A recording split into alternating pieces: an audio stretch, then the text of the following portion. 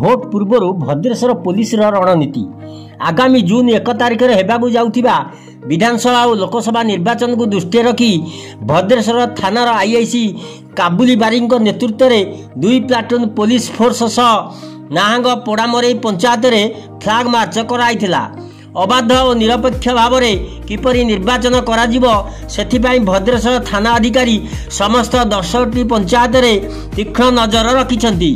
कौनसी बूथ रे जेपरि गंडगोल न हुए शांति श्रृंखला सह मतदाता माने मत सब्यस्त करेंगे से समस्त प्रकार व्यवस्था करा जाइछि। प्रत्येक बूथ रे पुलिस मुतयन हेबा सह धाड़ी रे छिड़ा होई समस्ते शांति श्रृंखला सह भोट देबाकू जनसाधारण को परामर्श देइथिले। भद्रेश्वर थाना अंचल भोटदान केन्द्र में जदि कौनसी प्रकार गंडगोल सृष्टि हुए ताले तुरंत पुलिस को जणाइबाकू परामर्श देइथिले। शांति श्रृंखलार सह किपरि जनसाधारण निज निजर मत सब्यस्त करेंगे से थाना पक्षरु समस्त सहयोग जोगाई दिज्व बोली आईआईसी काबुली बारी गणमाध्यम को सूचना देइछंती। एही फ्लैग मार्च रे एएसआई प्रीति रंजन राय, शंकर माझी, ड्राइवर पंकज सिंह प्रमुख सामिल होइथिले। मांगारू विजय कुंवर रिपोर्ट, निर्माण लाइव।